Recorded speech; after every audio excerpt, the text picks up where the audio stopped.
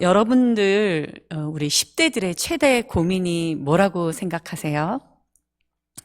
저희 10대 자녀들을 양육하고 계시는 분들도 있고, 다 키우신 분들도 있을 텐데, 우리 10대들은 고민이 정말 많습니다. 네. 앞에 대한 진로, 미래에 대한 진로도 고민이 될 수도 있고요. 우리 친구들이 생각하는 고민은, 최대 고민은 아마 공부이고 성적일 것입니다.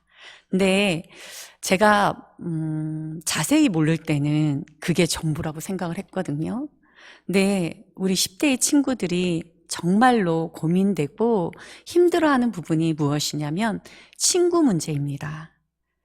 매 학기가 이제 새 학기가 시작될 때마다 나 공부해 볼 거야, 1등 할 거야, 몇 등 할 거야, 그런 고민하지 않습니다. 새 학기가 되었을 때 선생님도 궁금해하지 않습니다. 어떤 선생님인들 어때? 그런 마음인데 친구에 대한 건 기도하는 모습을 보았습니다. 좋은 친구, 그리고 나와 함께한 친구가 같은 반이 되었으면, 그리고 내가 어떤 반을 갔는데 거기에 나하고 맞는 친구가 있었으면 하는 그 바람을 가지고 있더라고요. 10대 때의 최대 고민은 친구일 수 있습니다. 저 역시도 그랬던 것 같아요. 10대 때, 20대 때는 많은 친구를 사귀고 싶었고 많은 친구가 있기를 정말로 애쓰고 갈망했던 것 같습니다. 네, 나이가 들어가면서 어느 순간 친구에 대한 생각이 바뀌는 시점이 있더라고요. 많지 않아도 되고 내 마음을 알아주고 서로 공감을 할 수 있고 공유할 수 있는 시간을 가질 수 있는 진실한 친구 단 한 명이면 충분하지 않을까. 그리고 내 인생에 함께 믿음을 걸음을 걸어갈 수 있는 친구 한 명만 있어도 너무 충분하다라는 생각이 들었습니다. 성경 속에서도 친구가 많이 등장을 하지요. 욥과 세 친구가 그렇습니다. 고난 중에 있었던 욥을 찾아와서 그를 위로한 것보다는 인과율에 따른 정죄를 했던 친구도 있었습니다. 다니엘과 세 친구들은 10대에 바벨론의 포로로 함께 끌려가고 왕이 주는 음식을 거부하면서 이제 제국에 저항하고 제사장 나라의 법을 함께 지켜갔던 믿음의 동역자가 되어졌던 친구들도 있었습니다. 또한 자신의 생명까지도 아낌없이 내어줄 만큼 사랑을 나눴던 우정을 가졌던 다윗과 요나단도 그렇습니다. 빌립과 바돌로메는 예수님의 12제자였는데 빌립은 예수님을 만나고 예수님의 제자가 된 이후에 친구 바돌로메를 예수님을 소개하면서 예수님의 제자로 함께 합류하는 우정을 갖춘 사람이었습니다. 그리고 성경에서는 하나님의 친구가 된 사람도 있습니다. 성경 속에서는 5,000명의 사람이 등장을 하는데요. 하나님께서 직접 친구라고 부른 사람은 너무 극소수의 사람이지만 하나님의 벗이 된 사람들이 있었습니다. 출애굽기 33장 11절 말씀인데요. 사람이 자기의 친구와 이야기함 같이 여호와께서는 모세와 대면하여 말씀하시며 모세를 하나님께서는 친구와 같이 이야기함 같이 그렇게 대면하셨다고 말씀하십니다. 이사야 41장 8절 말씀에 보면 그러나 나의 종 너 이스라엘아 내가 택한 야곱아 나의 벗 아브라함의 자손아 야곱 이스라엘을 부르실 때에 나의 벗 아브라함의 자손이라고 말씀하면서 아브라함은 하나님의 벗이었다고 말씀해주고 있습니다. 야고보서 2장 23절의 말씀에는요. 이에 성경에 이른바 아브라함이 하나님을 믿으니 이것을 의로 여기셨다는 말씀이 이루어졌고 그는 하나님의 벗이라 칭함을 받았나니.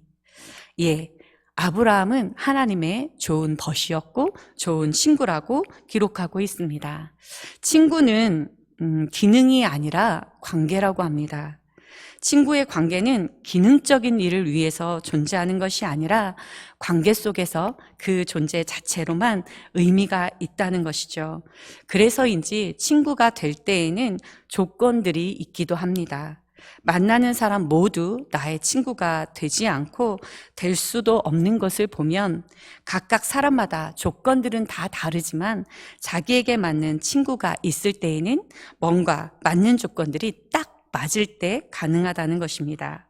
오늘 하나님께서도 아브라함을 친구라, 나의 벗이라 삼으시면서 하나님과 친구의 관계를 맺게 되어지는데요.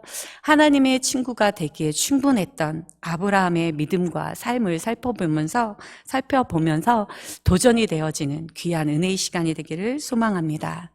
아브라함은 하나님의 부르심에 순종했던 사람이었습니다. 아브라함이 살고 있었던 곳은 갈대아 우르라는 곳이었죠. 우리가 잘 알고 있는 이 갈대아 우르는 지도를 좀 보여주세요. 네. 갈대아 우르는 티그리스 강과 유프라테스 강이 만나는 지점에 위치해 있는 도시였습니다. 이때 당시 이 갈대아 우르에 살고 있었던 인구수는 약 20만 명이 되어지는 도시였고, 메소포타미아 문명이 발달된 곳이 이 갈대아 우르였습니다. 문명이 발달되어졌고 법전과 여러 종교와 여러 문서들이 있었던 그런 곳이었습니다. 여러분들이 지도에서 보시면 아시겠지만 갈대아 우르는 티그리스 강과 유프라테스 강 가까이에 있었고 또 만나는 지점이 있었기 때문에 농사짓기에 아주 좋은 땅이었습니다. 그리고 진척에 있었던 강을 이용해서 이미 이때도 배를 이용할 수 있었다는 거죠. 이동의 수단이 배를 이용할 만큼 문명이 발달했던 곳이 이 갈대아 우르입니다. 너무나 살기 좋고 풍성했던 이 땅을 이곳에 살았던 갈대아 우르 사람들은 달신을 숭배했던 사람들이었거든요. 그래서 달신의 숭배를 했던 우상이 만연했던 도시가 이 갈대아 우르입니다. 누가 봐도 살기 좋고 살만한 행복한 곳이었는데 이곳에 살고 있었던 아브람을 하나님께서는 지시할 땅, 내가 지시한 땅으로 가라고 말씀하십니다. 하나님의 말씀을 듣고 정해지지 않은 알 수 없는 땅, 미지의 땅을 향해 아브라함은 부모님 데라와 함께, 아버지와 함께 하란까지 가게 되어지죠. 우르에서 하란까지는 약 1000km입니다. 그리고 하란에서 가나안까지는 약 800km입니다. 하란에서 유프라테스 강을 건너기 전에 아버지 데라는 이 하란에서 죽음을 맞고 거기에서 멈추지 않고 유프라테스 강을 건너서 아브라함은 가나안 땅으로 나아가게 되어집니다. 이를 두고 아브라함을 가나안 사람들은 히브리 사람이라고 했는데요. 히브리라는 이 말의 뜻은 건넌 자, 넘어간 자라는 뜻을 가지고 있습니다. 그래서 강 유프라테스 강을 건너서 가나안 땅에 새롭게 정착한 사람들을 히브리인이라고 했다는 거죠. 그래서 가나안 땅에 정착했을 때 아브라함을 사람들은 히브리인이라고 했고 그 이후부터 이스라엘에 정착된 사람들을 히브리인이라고 했다는 것입니다. 자, 갈대아 우르는 너무나 화려하고 문명이 발달한 도시였습니다. 그에 반해 하나님께서 가라고 하셨던 땅, 가나안 땅은 그렇지 않았습니다. 너무나 문명이 주는 혜택을 미치지 못했고 이때 당시에는 시족 사회만을 이룰 수 있는 아주 작은 그런 땅이었습니다. 황폐한 땅이었고 갈대아 우르와는 비교할 수 없는 그런 땅이었습니다. 살기 좋은 땅 우르에서 하나님께서 보여줄 땅, 지시할 땅으로 가라는 이 말씀에 순종했던 아브라함인데요. 12장 1절에서 2절 말씀을 제가 봉독하겠습니다. 여호와께서 아브라함에게 이르시되 너는 너의 고향과 친척과 아버지의 집을 떠나 내가 내게 보여줄 땅으로 가라. 내가 너로 큰 민족을 이루고 내게 복을 주어 내 이름을 창대하게 하리니 너는 복이 될지라. 우르에서 하란에서 가나안까지 1800km의 길을 유프라테스를 건너서 길을 떠나는 아브라함과 아내 그리고 조카 롯과 함께 떠나는 아브라함에게 있어서는 알 수 없는 길을 걸어가는 곳이었습니다. 의지할 때라고는 하나님밖에 없었죠. 하나님이야말로 오직 유일하게 믿고 기댈 수 있는 의지가 되어졌습니다. 이렇게 하나님만을 의지하며 나아갔던 아브라함에게 하나님은 두 가지의 약속을 주십니다. 어떤 약속을 주시냐면 자손과 땅에 대한 약속을 주시는데요. 결과적으로 보자면 출애굽기 1장과 민수기 1장에서는 자손에 대한 약속의 성취를 보여주십니다. 출애굽에는 430년의 애굽에서의 기나긴 시간 동안 만들어졌던 히브리 민족이 국민이 많아지죠. 그래서 영아 살해 명령까지, 남아 살해 명령까지 바로 왕이 선포하게 되어집니다. 민수기 1장과 26장의 인구조사는 출애굽 세대와 만나 세대를 계수하게 하셨는데 장정 60만 명, 그러니까 전쟁에 싸움에 나갈 만한 인구의 수가 60만 명이었다는 것입니다. 12지파 플러스 레위 지파를 만드셔서 하나님은 제사장 나라의 국민을 만드셨습니다. 이 시작이 누구에게부터 시작이 되어졌냐면 아브라함에게서부터 시작되어졌다는 것을 볼 수 있습니다. 땅에 대한 약속 역시도 하나님은 분명하게 여호수아서에 성취를 하고 계시는데요. 국민과 땅의 약속을 성취함으로 말미암아 모든 민족을 향한 하나님의 제사장 나라의 셋업의 계획을 이루신 하나님이십니다. 아브라함에게 주신 자손과 땅에 대한 복의 약속은 모세 오경과 여호수아를 이해하는데 중요한 핵심이 되어집니다. 하나님의 세계 경영을 이해하는 중요한 기초가 되는 것입니다. 하나님께서 아브라함과 그의 가정을 하나님의 지시한 땅 가나안 땅으로 부르신 이유는 단 한 가지입니다. 그의 개인과 그의 가정을 통해서 제사장 나라를 가나안 땅에서 새롭게 시작하기 위해서였습니다. 아브라함은 가나안 땅에 정착을 해서 한 곳에만 있지 않습니다. 세겜에, 베델에, 또 네겝에, 또 가뭄으로 애굽에, 다시 또 네겝에, 베델에, 헤브론에 정착을 하고 이주를 합니다. 그런데 여러분, 우리 출애굽기에 보면 출애굽한 백성들은 계속 애굽으로 돌아가려고 하거든요. 근데 그 어떤 곳에서도 아브라함은 자신이 살기 좋았던 우르 땅을 언급하지 않습니다. 가나안 땅에서 척박하고 황무한 그 땅에서 하나님께서 허락하신 그 땅이 젖과 꿀이 흐르는 좋은 땅이 아니었고 내 이름으로 등록되어져 있는 땅이 하나도 없었음에도 불구하고 이곳저곳을 이주하면서도 아브라함은 다시 옛 곳으로, 내가 살던 좋았던 곳으로 돌아가고자 하는 마음을 갖지 않았던 것입니다. 아브라함 한 사람의 순종이 하나님의 역사를 만드는 것을 볼 수 있습니다. 아브라함은 또 하나님의 말씀에 순종했던 이 아브라함은 하나님과 함께하면서 기다리는 시간을 가졌다는 것입니다. 창세기 15장 1절 말씀인데요. 이후에 여호와의 말씀이 환상 중에 아브라함에게 임하여 이르시되 아브라함아 두려워하지 말라. 나는 내 방패요 너의 지극히 큰 상급이니라. 이 말씀을 주신 데에는 이유가 있었습니다. 자식이 없었던 아브라함을 만나주시면서 이 말씀을 주시거든요. 그러니까 아브라함이 이 말씀을 듣고 뭐라고 하나님께 말씀을 드리냐면 하나님, 저는 자식이 없습니다. 저의 기업과 상급은 없습니다. 다만 나의 상속자를 다메섹 사람 엘리에셀이 되게 해주십시오 라고 말을 합니다. 그런데 이렇게 말을 하는 아브라함에게 하나님께서는 내 몸에서 날 자가 너의 상속자가 될 거라고 약속을 해주십니다. 그러면서 15장 5절 말씀에 보니까요. 그를 이끌고 밖으로 나가 이르시되 하늘을 우러러 무뼈를 셀 수 있나 보라. 또 그에게 이르시되 내 자손이 이와 같으리라. 이 말씀을 주십니다. 이때 아브라함이 어떻게 반응을 하냐면 아브라함이 여호와를 믿으니 여호와께서 그의 의로 여기시고 라고 성경에서 기록하고 있습니다. 하나님께서 보여주시는 무별들을 보면서 지금 나에게 상속자는 없지만 그러나 하나님께서 약속하여 주신 이 약속을 분명히 이루실 것을 아브라함은 믿었다는 것입니다. 그리고 이렇게 믿는, 자손에 대한 약속을 믿는 아브라함에게 하나님은 이어서 땅에 대한 약속을 또 다시 주는 것을 볼 수 있습니다. 나는 이 땅을 내게 주어 소유를 삼게 하려고 갈대아인의 우르에서 이끌어낸 여호와이니라 라고 말씀하십니다. 이 말씀을 들은 아브라함은 이제 어떻게 하냐면 3년 된 안소, 또 3년 된 암염소, 암양을 준비를 합니다. 집비둘기 새끼들을, 산비둘기 새끼들을 두 쪽을 내어서 그 중간을 쪼개고 그 앞에 펼쳐 놓습니다.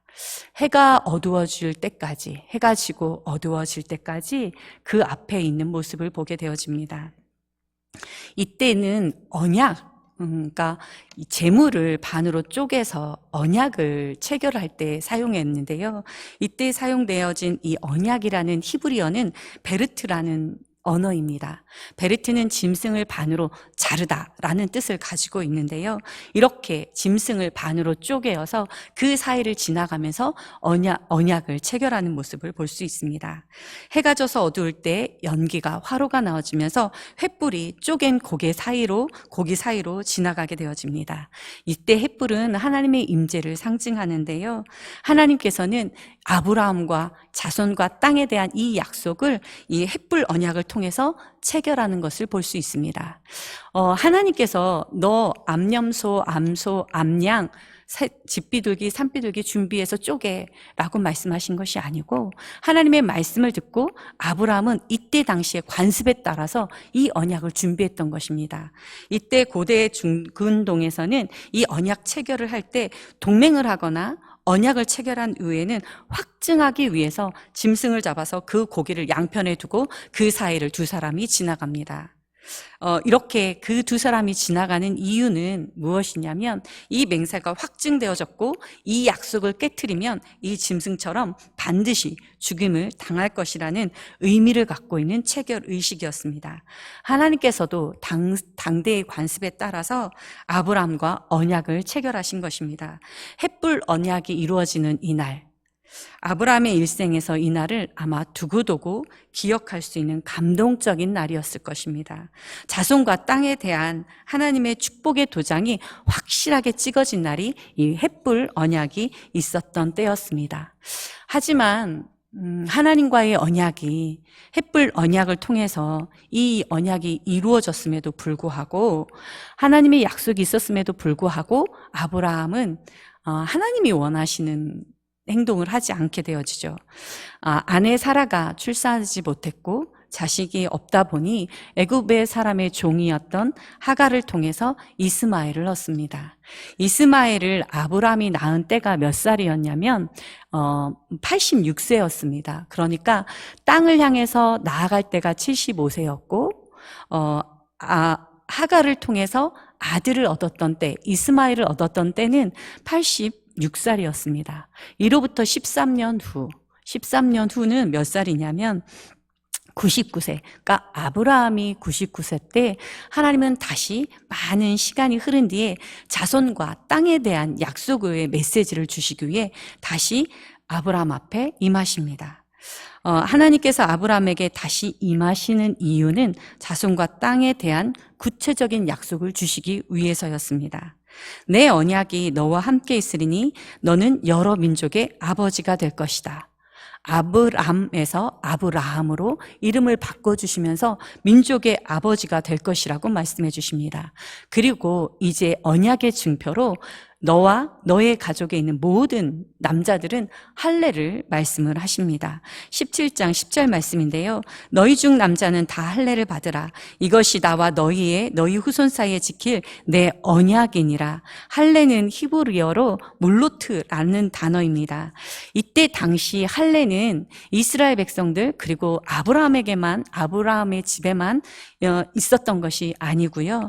근동 지역 이집트나 에티오피아, 에돔 등에서 그 근교에 있었던 사람들 지역에서 시행되어지고 있었던 것이었습니다. 이들의 이방 민족들의 할례는 어떤 의미를 갖고 있었냐면 미신적인 이유나 또 위생상의 이유로 할례를 하고 있었던 상황이었습니다. 하지만 하나님과 아브라함과 맺은 할례의 언약은 조금 다른 특별한 의미를 갖고 있습니다. 번식 기능을 지닌 생식기는 생명을 상징합니다.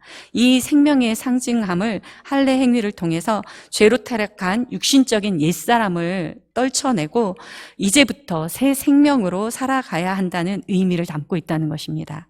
다시 말해서 하나님의 백성으로 거듭 태어나는 중생의 의미, 정결한 영적인 의미를 이 할례는 담고 있다는 것입니다. 아브라함은 하나님께서 말씀하신 언약의 증표로 할례를 하게 되어집니다. 자신의 집안에 있는 모든 남자들은 할례를 하게 되어지죠. 이 할례가 마쳐지고 나서 아브라함의 아내였던 사레 역시 하나님은 하나님은 이름을 바꿔주십니다. 이제 사레가 아니라 사라, 여러 민족의 어머니로 이름을 바꿔주시면서 이 사라에게도 자녀에 대한 약속을 주십니다. 하나님께서 사라와 그리고 아브라함에게 자손에 대한 약속을 주셨을 때의 반응은 이렇습니다. 하나님, 저에겐 자식이 없습니다. 이스마엘이나 하나님 앞에 살기 원합니다. 이전에 하나님께서 자손에 대한 약속을 주셨을 때 아브라함은 어떻게 말했냐면, 나에게 상속자가 없으니 다메섹 사람 나의 종 엘리에셀을 나의 상속자가 되기를 원합니다. 똑같이 반복하고 있는 것을 볼 수 있습니다. 똑같이 반복하고 대답하는 아브라함에게 하나님은 이렇게 말씀하십니다. 창세기 17장 19절인데요. 하나님이 이르시되 아니라 내 아내 사라가 내게 아들을 낳으리니 너는 그 이름을 이삭이라 하라. 내가 그와 내 언약을 세우리니 그의 후손에게 영원한 언약이 되리라. 하나님께서 약속하신 자손에 대한 복의 응답이 이루어지지 않음 속에서 실수가 있고 하나님의 뜻에 온전하게 순종하지 못하는 시간을 보냄에도 불구하고 하나님은 아브라함과 함께 하셨고 아브라함은 하나님 앞에서 기다리는 시간을 갖고 있었던 것입니다. 어쩜 정말로 하나님께서 약속하신 이 약속이 1년 뒤에 아브라함이 100세가 되었을 때 정말로 사라의 몸에서 이삭이 태어나게 되어집니다. 하나님의 약속대로 받은 이 아들과 함께 했던 시간이 너무나 행복하고 평안했을 것입니다. 하나님께서 주시는 행복과 평안함은 누려야 되겠죠. 아브라함이 사라가 하나님께서 주신 이 말씀대로 주신 이 아들과 함께 했던 행복했던 시간 속에서 하나님은 다시 아브라함을 부르십니다. 아브라함아, 부르셨을 때 아브라함이 뭐라고 말씀하냐면 하나님, 제가 여기 있습니다 라고 말을 합니다. 하나님이 부르셨을 때 주님, 제가 여기 있습니다 라고 답했을 때 아브라함은 하나님의 시험 가운데 계획이 있었다는 것을 전혀 몰랐을 거예요. 하나님은 이 아브라함에게 어떤 걸 요구하시냐면 내 아들, 내 사랑하는 독자 이삭을 데리고 모리아 땅으로 가서 내가 내게 일러준 한 산, 거기서 그를 번제로 드리라는 것이었습니다.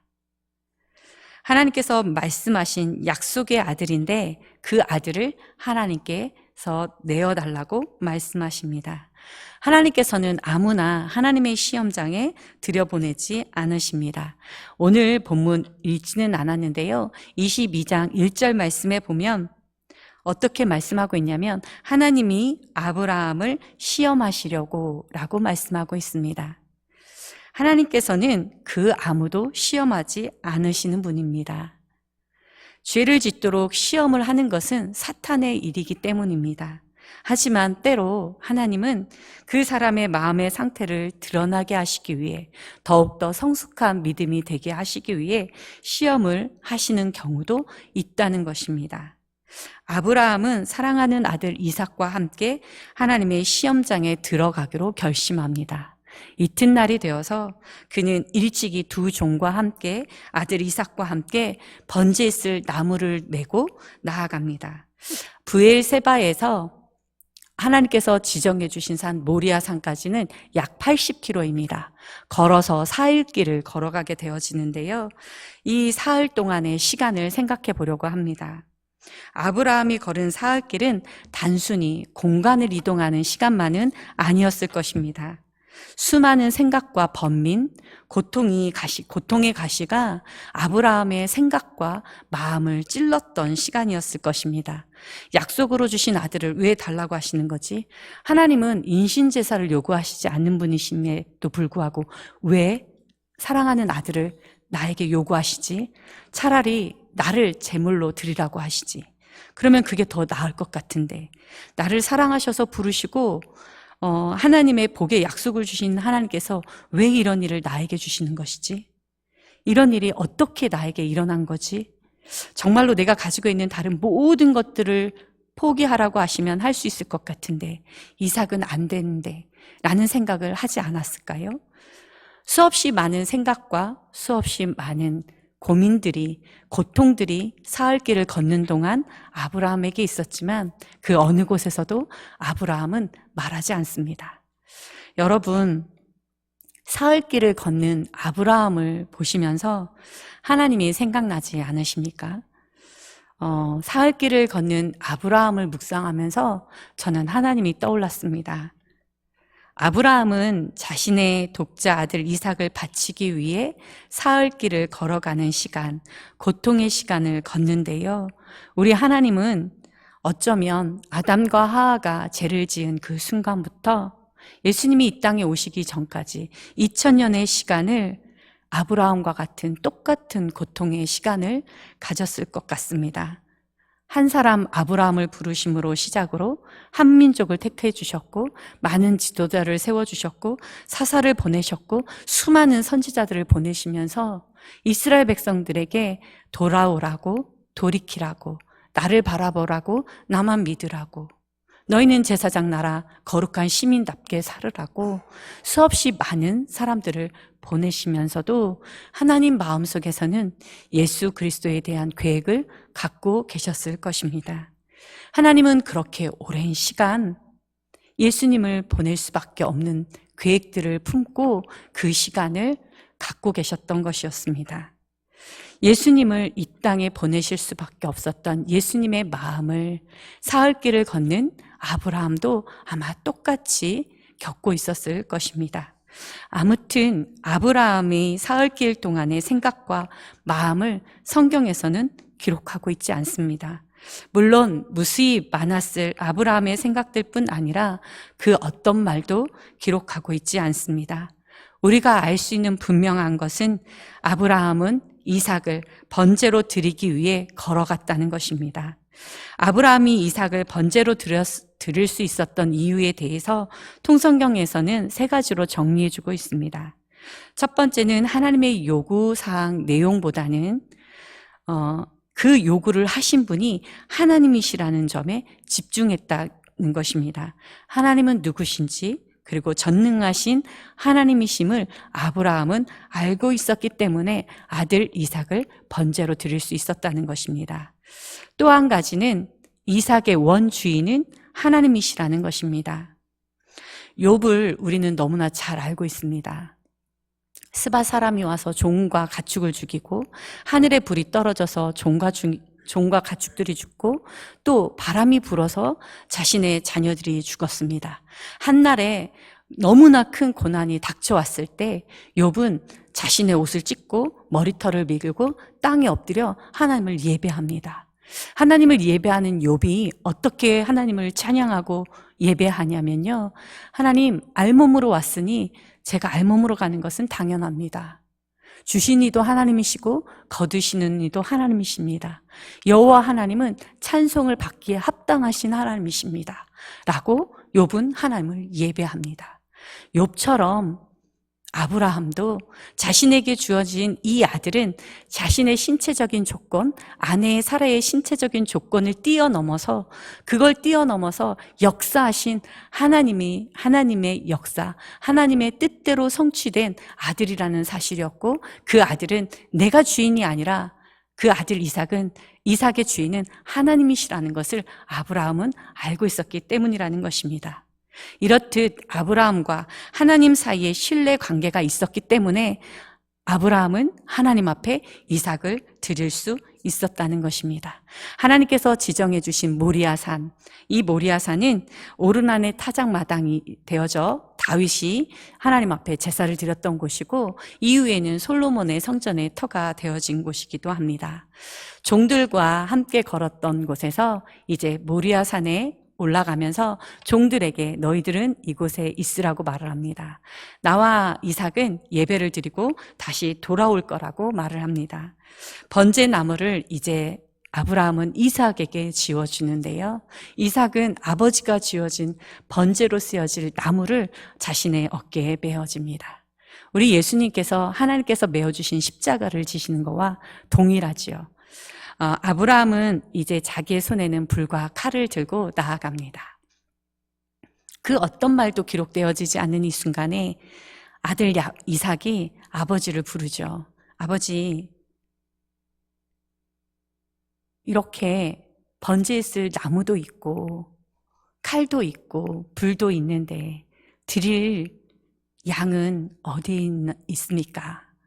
이삭이 물어요. 그랬더니 아브라함이 뭐라고 말을 하냐면, 아들아 걱정하지 마. 하나님께서 준비해 주실 거야 라고 말을 합니다. 묵묵히 따라가는 이삭이죠. 제단을 만들고 번제물에 쓸 나무를 메어왔던 이삭의 등에서 나무를 내리고 번제단 위에 나무를 올리고 이삭을 결박하며 그 위에 올려놓습니다. 어떤 말로도 기록되어져 있지 않기 때문에 그 순간에 이삭이 어떻게 했는지, 아브라함이 어떻게 했는지 우리는 잘 알 수 없습니다. 그런데 분명한 건 하나님의 뜻 앞에 아브라함도 이삭도 순종하고 있다는 것을 우리는 알 수 있습니다. 아브라함이 아들을 향해 손을 들어 칼을 드는 그 순간 하나님께서는 이렇게 부르짖습니다. 사자가 이르시되 그 아이에게 내 손을 대지 말라. 그에게 아무 일도 하지 말라. 내가 내 아들 독자까지도 내게 아끼지 아니하였으니 내가 이제야 내가 하나님을 경외하는 줄을 아노라. 아브라함아, 아브라함아 부르시는 그 순간에 하나님께서는 이 가족에게 믿음이 계승되어지는 순간을 만들어주셨고, 아브라함에게는 친구, 벗이 되어지는 순간을 만들어주셨습니다. 모리아 산에서 아브라함이 이삭을 향해 칼을 드는 그 순간 하나님께서 아브라함을 친구로 삼으신 것입니다. 제가 말씀 서두에 친구의 조건에 대해서 말씀을 드렸는데요. 아브라함은 자신의 독자를 하나님 위에 내려놓았고 2000년 후에 하나님께서는 아브라함의 후손들을 위해 갈보리 십자가 위에서 하나님의 독생자 예수 그리스도를 내어주십니다. 가장 아끼는 아들, 가장 사랑하는 아들을 아낌없이 서로 내어놓는 공유되어진 경험을 통해서 하나님과 아브라함은 친구가 된 것입니다. 이때 아브라함은 하나님의 큰 계획을 모르는 상황이었습니다. 그러나 지금까지 나의 인생의 주인이셨던 하나님, 그리고 부르신 그 순간부터 모든 순간 함께 동행하시면서 나를 통해 역사하셨던 하나님, 살아계신 하나님에 대한 믿음의 순종으로 행했던 것이고, 그 순종은 하나님의 마음까지도 헤아리고 공감할 수 있는 은혜의 마음을 갖고 있었다는 것이었습니다. 나의 벗 아브라함의 자손아, 아브라함이 하나님을 믿으니 이것을 의로 여기셨다는 말씀이 이루어졌고 그는 하나님의 벗이라 칭함을 받았나니. 아브라함은 그렇게 모리아산 사건을 통해서 믿음으로 순종으로 나의 벗, 하나님의 벗이 될 수 있었습니다. 이 세상을 살아가면서 마음과 뜻이 맞는 친구 한 명만 내 옆에 있어도 행복할 것입니다. 하물며 하나님과 친구가 되었다는 사실이 있다면 이 세상 그 무엇과도 바꿀 수 없는 가장 큰 행복이 될 것입니다. 하나님의 조건에 저와 여러분은 무엇으로 반응하면 좋을까요? 우리가 무엇으로 나의 벗, 하나님의 벗으로 은혜를 입을 수 있을까요? 사랑하는 성도님들, 하나님께 나의 벗이라 칭함받기 위해 우리는 무엇을 하나님 앞에 드려야 될까요? 아니, 하나님은 어쩌면 우리가 드리는 것을 원하지 않고 무엇을 우리 마음에 품고 살아가는 우리의 마음을 원하시는지도 모르겠습니다. 자신이 가지고 누리고 있었던 모든 것들을 내려놓고 말씀 따라 길을 떠났던 용기로, 때로는 가는 곳마다 제단을 쌓고 하나님 앞에 제사를 드리는 믿음으로 모든 삶을 순종으로 살아내고 결정적인 순간조차도 순종으로 하나님 앞에 섰던 아브라함이었습니다. 어쩜 아브라함과 하나님 사이에는 친구가 되기 위한 사건과 시간들이 공유되고 있었는지도 모르겠습니다. 그런 의미에서 저와 여러분의 오늘이, 그리고 지금 이 시간이 하나님의 친구, 벗이 되어지는 시간이 되었으면 좋겠습니다. 예수님의 죽으심과 부활하심을 믿음으로 우리는 하나님의 자녀가 되었습니다. 천국의 소망을 갖고 다시 오시겠다 약속해 주신 예수님을 기다리며 살아가는 우리들입니다. 우리에게 경험되어지는 수많은 일들, 그리고 수많은 사건들, 수없이 많은 시간들이 하나님과 함께 공유되어지기를 소망합니다. 그 순간마다, 그 문제마다, 그 시간마다 하나님의 뜻이 어디에 있는지 분별할 수 있고, 하나님께서 아까 보여주었던 시험 전에 하나님 내가 여기 있습니다. 시험 때, 시험 중간에도 하나님이 아브라함아, 아브라함아 부르실 때 주님 제가 여기 있습니다.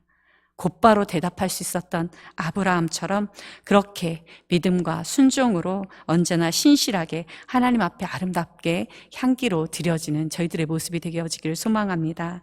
그래서 하나님의 벗으로, 그리고 하나님의 친구로 멋진 삶을 하나님 앞에 드리는 저와 여러분, 그리고 서산교회 모든 성도님들이 되어지기를 간절히 소망합니다. 이 시간 함께 기도하기 원합니다.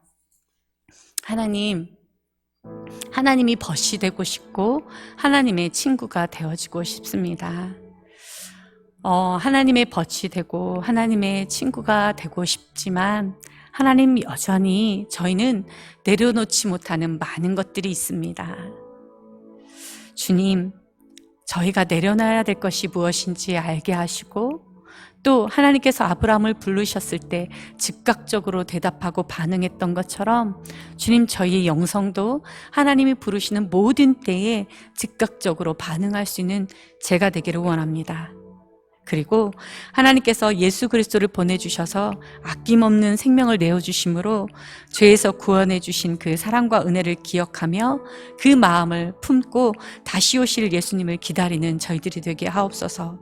나의 벗이라 하나님 앞에 불리어지고 하나님의 친구가 되어지는 그런 삶을 살아내는 그런 은혜를 주님 저희에게 주시옵소서.